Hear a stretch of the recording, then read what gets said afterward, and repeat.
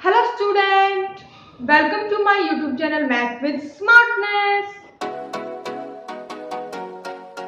Maths with Smartness. It's too easy. Student, हमने अपने previous lecture में अपना एक्सरसाइज 8.1 को कंप्लीट कवर कर लिया था। उसके बाद हमारा आज का टॉपिक क्या होगा? Area between two curves. अभी तक हमने क्या किया कि हमें सिंपल एक ही कर्व मिलती थी, लेकिन अब क्या होगा, हमें दो कर्व मिलेंगी और दो कर्व के बीच में जो एरिया आएगा, हम जो बाउंडेड रीजन आएगा उसका क्या करना है, हमें एरिया निकालना है। तो स्टूडेंट, ये हमारी एनसीईआरटी बुक का टॉपिक है। एनसीईआरटी बुक चैप्टर नंबर 8 है और चैप्टर का नाम है application of integral. Student, topic start करने से पहले थोड़ा बेसिक चीजें हैं जो हमारी, वो देख लेते हैं। अभी तक हमने किया था कि हमारे पास सिंपल कर्व होती थी।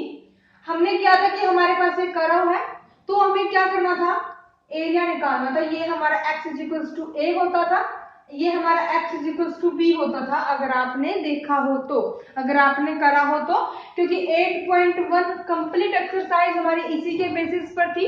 तो हमें क्या करना होता था, इसके जो अंडर एरिया आया है, जो इसके अंडर बाउंडेड रीजन आया है, उसका एरिया निकालते थे। कैसे निकालते थे?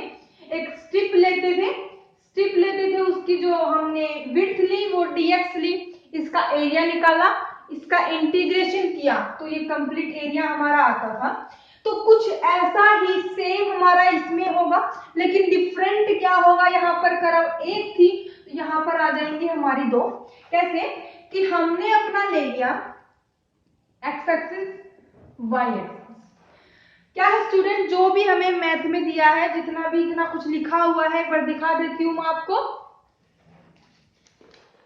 ये हमारा 8.3 टॉपिक है। ये इतना सब कुछ जो भी लिखा हुआ है, ये हम यहाँ पर पहले समझेंगे, फिर आप इसको पढ़ोगे तो आपको इजीली समझ में आ जाएगा। तो स्टूडेंट, हमें दिया है, ये हमने ले लिया अपनी x axis, this is y axis. यहाँ पर कर्व एक थी, यहाँ पर कर्व क्या होंगी, दो होंगी। इसने बोला कि दो कर्व के बीच में जो एरिया निकलेगा, बाउंडेड रीजन आएगा, उसका एरिया निकालना है। तो स्टूडेंट, हमने कर्व ले ली अपनी एक, यही जो इसने बोला। ये पता है आपको कर्व कैसी होती है, पता है आपको? तो स्टूडेंट, एक कर्व ले ली हमने, ये हमने इसको कर दिया यहां से ज्वाइन, इसको भी कर दिया यहां से ज्वाइन। कुछ भी नहीं है, जो पहले किया था सेम, लेकिन यहाँ पर कर्व एक थी और यहाँ पर हमने दो ले ली। ये हमारा x is equals to a हो गया, ये हमारा x is equals to b, क्योंकि इन्हीं के बीच में जो हमारा बाउंडेड रीजन आया, यही एरिया हमें फाइंड करना है। तो लिमिट्स की हमें जरूरत पड़ेगी, तो यहां से हमें लिमिट्स मिलेंगी। तो हम क्या करते थे, हमने जब इसको लिया था तो हमने इसको क्या नाम दिया था, y is equals to F of X. क्या हमने इसको नाम दिया था? मतलब इक्वेशन हमारे पास आई थी कि y dx, यहाँ पर y की जो भी वैल्यू होती थी वो हम पुट करते थे। यही आई थी स्टूडेंट a टू b हमारी लिमिट्स थी। अभी हम इस लाइन को क्या बोलते थे, y is equals to F of X, लाइन नहीं करो। हमने क्या किया, इसको हमने नाम दे दिया y is equals to F of X, और इस वाली को नाम दे दिया, इसको थोड़ा सा और बढ़ा लो आप ताकि कंफ्यूजन ना हो आपको। हमने इसको नाम दे दिया y is equals to G of X. मैंने क्या किया, हमने सिर्फ क्या किया है, अपना ये सिर्फ नाम चेंज किया है। ये भी हमारा x का फंक्शन है, ये भी हमारा x का फंक्शन है। ध्यान से देखना स्टूडेंट, इसने बोला है कि आपको क्या करना है, ये वाला एरिया फाइंड करना है। इसमें तो एक कर्व थी तो हमें यही वाला एरिया फाइंड करना था, नो प्रॉब्लम। इसमें क्या है, दो कर्व के बीच में जो एरिया, जो बाउंडेड रीजन आया, उसका क्या करना है, आपको एरिया निकालना है। क्या है स्टूडेंट कि हमारा पास y is equals to F of X हमारे पास कर्व है और y is equals to G of X हमारे पास कर्व है। अभी प्रीवियस लेक्चर में एक्सरसाइज में एक क्वेश्चन आया था, जो इसका एग्जाम्पल हम बोल सकते हैं। क्या कि हमने एक एग्जाम्पल लिया था कि हमने ले लिया एक रूम, इसमें लगा दिया यहाँ पर ये डोर या विंडो, कुछ भी बोलो आप, तो आपको क्या बोलता है ये कि आपको ये वाला एरिया फाइंड करना है। तो हमने वो एरिया कैसे बताया था, अगर आपको याद हो तो, प्रीवियस लेक्चर आपने लगाया हो तो, कि इस कंप्लीट एरिया में से, कि इस कंप्लीट बाउंडेड रीजन में से, एरिया नहीं बाउंडेड रीजन आएगा स्टूडेंट, बाउंडेड रीजन में से अगर हम ये वाला सब्ट्रैक्ट कर दें तो क्या यही वाला आ जाएगा। तो सेम कंडीशन आप यहां पर फॉलो करो कि इस कंप्लीट में से, इस कंप्लीट में से, मार्कर चेंज कर लेते हैं, क्या है स्टूडेंट, इस कंप्लीट में से ये वाली, इसमें से अगर आप ये वाला सब्ट्रैक्ट कर देते हो तो क्या यही वाला आपका आ जाएगा। हमने नाम दे दिया ए बी, इसको भी B, C D E F नाम दे दिया स्टूडेंट। उसके बाद क्या हमने नाम दे दिया, अभी इजीली क्या हो जाएगा, ये बिल्कुल सॉल्व हो जाएगा, क्योंकि जो प्रीवियस में आपने अगर प्रीवियस अपने एक्सरसाइज को बिल्कुल अच्छे से किया है ना, तो इसको समझने में कोई दिक्कत नहीं आएगी। इसमें क्या है स्टूडेंट कि ये हमारा ओरिजिन है, 0 0 हम इसे बोलते हैं। उसमें क्या करते थे, स्ट्रिप लेते थे, इसमें भी हमने क्या की, एक स्ट्रिप ले ली, स्ट्रिप ले ली। आपको पता है मैंने बताया कि यही वाला रीजन फाइंड करना है। फिलहाल के लिए मैं इसको इरेज कर रही हूं ताकि आपको क्लियर दिखाई दे इमेज। तो ये हमारी स्ट्रिप है, मैंने बताया था वर्टिकल है dx, हॉरिजॉन्टल आ जाए तो dy। ये भी मैंने आपको बताया था जब सबसे पहले बेसिक हमने इस चैप्टर का किया था, फर्स्ट लेक्चर ही है हमारा। तो स्टूडेंट dx हमने क्या ले ली, एक स्ट्रिप की विड्थ ले ली और x डिस्टेंस से ले ली, ये तो आपको पता है। इसमें क्या हमें इसकी इक्वेशन पता है, क्या होती है कि a to b y dx। अगर y नहीं लिखते हो तो f of x लिखो, y नहीं लिखते तो f of x लिखो। मतलब इक्वेशन हमारे पास ये थी और लिमिट्स a to b थी। यहां पर a और b हमारे कुछ भी हो सकते हैं, x is equals to a हमारा ये है, x is equals to b हमारा ये है। तो हमने लिखा कि सेडेड रीजन में निकालना है, एरिया निकालना है, shaded region is equals to a b c f a, हमें निकालना है a b c f a। किसके इक्वल हो जाएगा बता सकते हो आप, a b c d e, area of a b c d e में से अगर हम ये नीचे वाला सब्ट्रैक्ट कर दें, एरिया ऑफ कौन सा student, a f c d e, a f c d e, अगर हम सब्ट्रैक्ट कर दें तो क्या यही वाला रीजन आ जाएगा। अभी स्ट्रिप हमने दोनों केस में y is equals to f of x के केस में और y is equals to gx के केस में स्ट्रिप हमने सेम ली है। तो क्या हुआ स्टूडेंट कि हमने एरिया निकाला पहले इसका, हमने क्या किया, एरिया निकाला पहले इसका, तो a से b हमारी लिमिट्स होंगी क्योंकि इसी के अंडर को हमारा रीजन है। उसके बाद वही जो f ऑफ x है, f ऑफ x की जगह आप y लिखो या फिर f ऑफ x लिखो, जो भी आपकी मर्जी, मैंने लिख लिया f ऑफ x dx।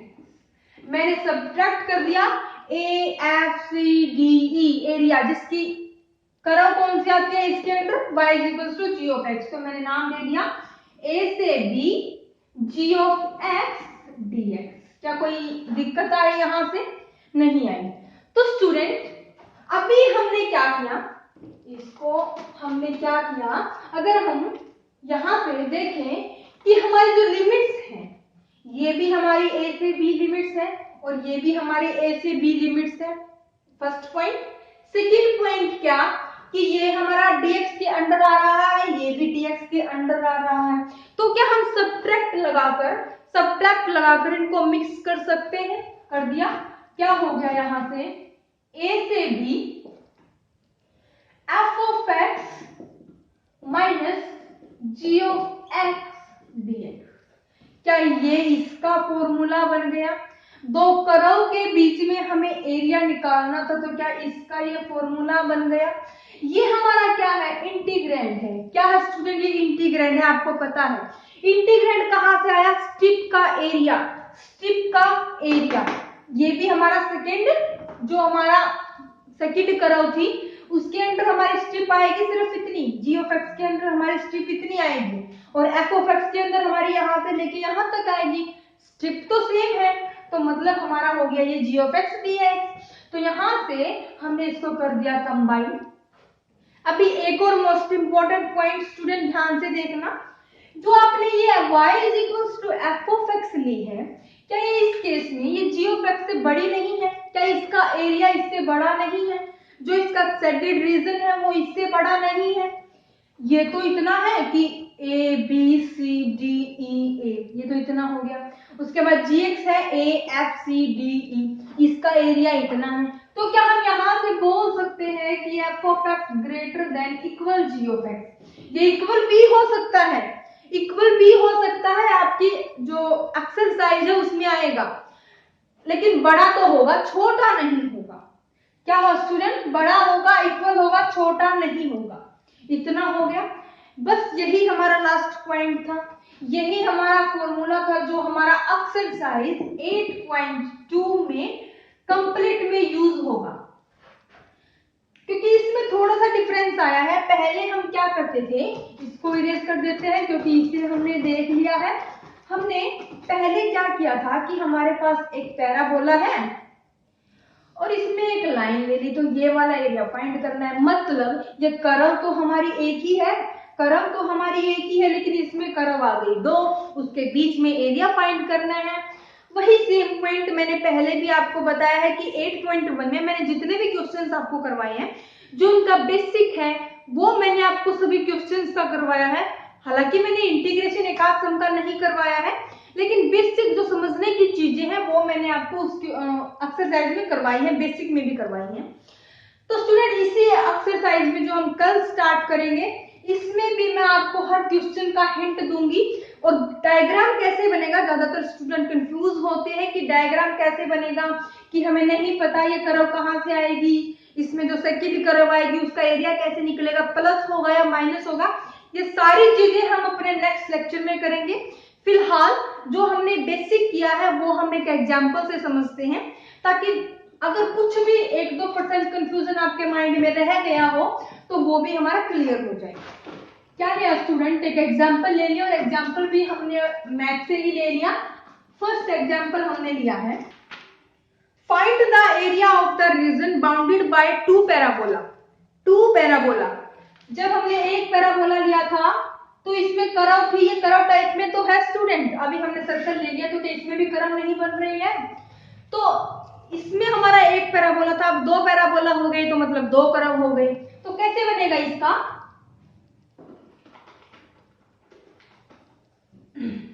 इसने बोला कि आपके पास रीजन, आपको क्या करना है, जो बाउंडेड रीजन है उसका एरिया निकालना है। और इसने बोला कि दो पैराबोला है आपके पास, y is equals to X square और y square is equals to X. Okay, mind को बिल्कुल यहां पर लगाना स्टूडेंट, पूरा ध्यान देना यहां पर, क्योंकि अभी क्या है, इंपॉर्टेंट पॉइंट है। क्या मैंने बताया था कि आपने, चलो मैंने मान लिया कि आपने एक्सरसाइज 8.1 कर ली कंप्लीट, लेकिन क्या है, अगर किसी स्टूडेंट को नहीं पता चला है अभी तक भी कि ये हमारी पैराबोला की इक्वेशन है, ये हमारी पैराबोला की इक्वेशन है, अगर किसी ने प्रैक्टिस की है तो वो तो हमारा जो डायग्राम है अब से पहले तो बना के रख दिया होगा उसने। लेकिन अगर किसी ने प्रैक्टिस ही नहीं की और नहीं पता कि ये पैराबोला की इक्वेशन है, तो वो इस ग्राफ को कैसे ड्रा करेगा, उसको ड्रा कैसे करेगा स्टूडेंट, इसका भी सॉल्यूशन है। फर्स्ट पॉइंट तो ये है कि अगर इक्वेशन पता है तो डायरेक्ट अपना पैराबोला ड्रा कर लोगे। अगर नहीं पता है उनके लिए क्या, आप सिमेट्री देखो। क्या देखो स्टूडेंट्स, सिमेट्री देखो। सिमेट्री में क्या बताया था जब हमने अपना फर्स्ट लेक्चर लगाया था अपने चैप्टर नंबर 8 का बेसिक पार्ट में, कि जो हमारी इवन पावर अगर x की है, x की अगर इवन पावर है तो वो y के सिमेट्रिकल होगा, जो हमारा पैराबोला बनेगा। उसके बाद अगर y की पावर इवन है तो x के सिमेट्रिकल होगा। तो यही हम रूल फॉलो करते हैं। क्या इसने बोला कि हमारा x की पावर इवन है तो मतलब y के सिमेट्रिकल होगा, और y हमारी ये है। तो आप बना दो सिमेट्रिकल। आपको पता है क्या होता है, ये हो गया हमारा y is equals to X square. इसको ध्यान रखना है यहां से। उसके बाद y square is equals to X, X के सिमेट्रिकल होगा ये हमारा। तो मतलब एक्स एक्सिस ये है। अभी आप बोलोगे कि हम इस साइड क्यों नहीं बना रहे, इसमें कोई माइनस थोड़ी दिया है, हमें प्लस ही दिया है, तो प्लस वाला केस तो यहाँ पर चलता है हमारा। तो हमें क्या करना है, एक्स के सिमेट्रिकल दिखाना है। तो मतलब ये वाला हो गया हमारा, यहाँ से ये ओरिजिन से पास हो रहा है, हो गया स्टूडेंट। तो ये था हमारा सिंपल ग्राफ। ये तो सिंपल था, इसमें सिंपल था। एक्सरसाइज में थोड़ा सा कंफ्यूजन आपको देगा, तो सभी हम क्लियर करके चलेंगे। अभी थर्ड पॉइंट भी है। अगर कोई नल बच्चा बैठा है और नहीं पता कि ये कैसे ड्रा हुआ, सिमेट्री का भी नहीं पता, पैराबोला का भी नहीं पता, तो वो क्या करेगा, क्या करेगा। आपने 9th क्लास में ये टेबल तो बनाई होगी स्टूडेंट। यहाँ पर x की वैल्यू 0 पुट करते थे, एक बार y की वैल्यू 0 पुट करते थे, फिर 1 पुट करते थे, फिर 2 पुट करते थे। ऐसे ऐसे कर करके आप जहां तक आपको डायग्राम ड्रा करना होता था वहां तक आप क्या करते थे, पुट करते थे। तो यही प्रोसेस भी यहाँ पर फॉलो हो जाएगा और ये डायग्राम आपका ड्रा हो जाएगा, क्योंकि यहाँ पर हमें स्क्वायर दिया है और प्लस माइनस में हमारी वैल्यूज आएंगी। तो एक बार प्लस में आती जाएंगी, एक बार माइनस में आती जाएंगी, एक बार प्लस में आती जाएंगी, एक बार माइनस में आती जाएंगी। तो यहां से भी हमारा डायग्राम ड्रा हो जाएगा। तो ये 3 स्टेप है, तो फोर्थ और कोई भी स्टेप नहीं होता स्टूडेंट। तो ये हो गया हमारा डायग्राम ड्रा। अभी इसने बोला कि जो 2 कर्व, ये कर्व हो गई हमारी, ये कौन सी है, x is equals to Y square वाली, और एक कर्व हो गई हमारी y is equals to X square वाली। तो एरिया तो यही आया, ये तो नहीं आया, नहीं तो ये आया, तो हमारा क्या आया, ये आया। हमें क्या करना है, ये वाला एरिया फाइंड करना है। तो कैसे करेंगे, इजी है बिल्कुल। एक बार और अपना ध्यान यहाँ पर लगाना स्टूडेंट। क्या, कुछ मोस्ट इंपोर्टेंट पॉइंट, कि ये तो हमें पता है 0 0 होता है, ओरिजिन सेंटर हम जिसे बोलते हैं। अभी हमें क्या करना है, अगर यहाँ से मेरे को यहाँ से यहाँ तक का एरिया फाइंड करना है, तो मेरे को यहाँ के पॉइंट्स का भी पता होना चाहिए, ताकि मैं लिमिट्स को क्या कर सकूं, इजीली पुट कर सकूं। तो ये वाला पॉइंट कैसे निकलेगा, सभी क्वेश्चंस के लिए बता रही हूँ। ये मत सोचना कि इस केस में ऐसे निकलेगा, सभी केसेस में ऐसे निकलेगा। अगर आपको पॉइंट नहीं दिए तो कैसे। तो स्टूडेंट हमें यहाँ पर 2 पैराबोला दिए हैं, और जब हमने अपनी प्रीवियस एक्सरसाइज की थी 8.1, उसमें भी हमारे क्वेश्चंस आए थे। तो उसमें भी मैंने आपको बताया था y is equals to X square और x is equals to Y square, यही है हमारी।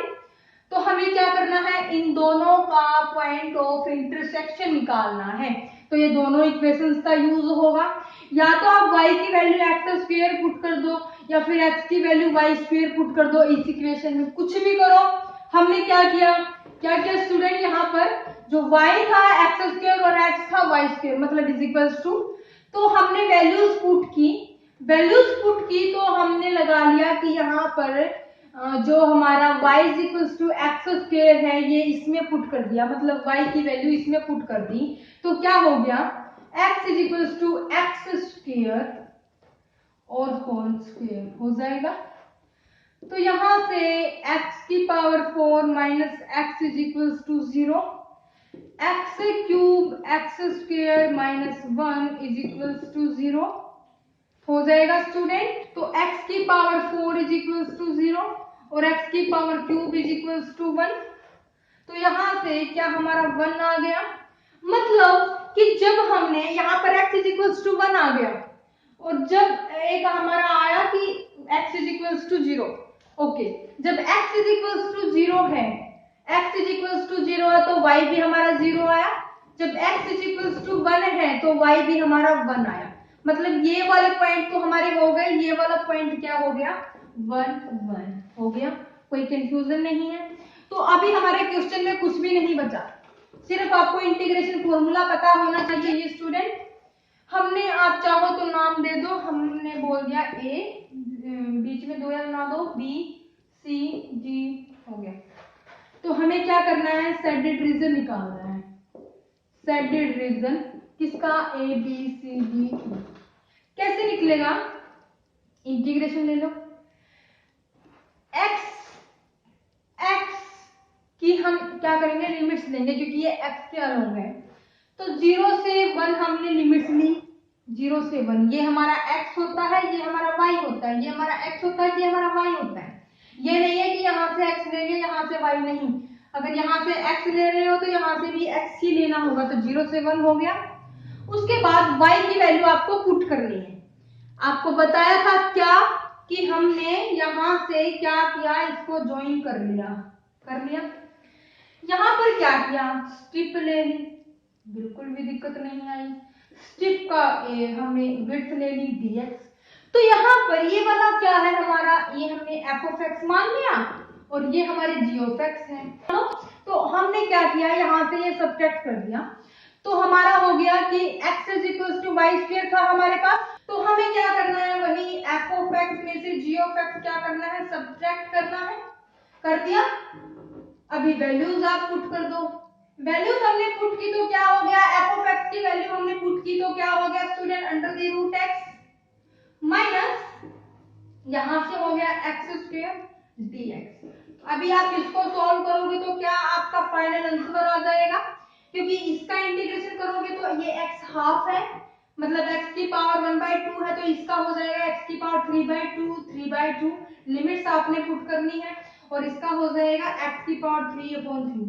तो इसको करवाने की बिल्कुल भी जरूरत नहीं है, क्योंकि इंटीग्रेशन आप, ये सिंपल इंटीग्रेशन है। सिंपल इंटीग्रेशन आपने अच्छी तरह से किया है और हमने वो चैप्टर अपना कंप्लीट रिवाइज भी कर लिया है। तो स्टूडेंट ये था हमारा एग्जांपल नंबर 1। अभी हम अपनी जहां तक हमने अपना बेसिक पार्ट किया उसको लेकर एग्जांपल लिया। स्टूडेंट हम नेक्स्ट लेक्चर में अपना एक्सरसाइज 8.2 को कंप्लीट कवर करने की कोशिश करेंगे, क्योंकि ज्यादा बड़ी नहीं है। अगर एक दिन में होती है तो ठीक है, अदरवाइज 2 दिन में तो कंप्लीट हो जाएगी। तो हम कल अपना स्टार्ट करेंगे 8.2। तो स्टूडेंट इसी के साथ हम अपने लेक्चर को करते हैं यहीं पर समाप्त। वीडियो को जल्दी से जल्दी शेयर कर दीजिए। अगर कहीं पर भी कोई भी प्रॉब्लम आपको आती है, किसी भी टॉपिक में आती है, तो टेलीग्राम ग्रुप आपके लिए है, लिंक आपको डिस्क्रिप्शन में मिल जाएगा। तो thank you for watching my video.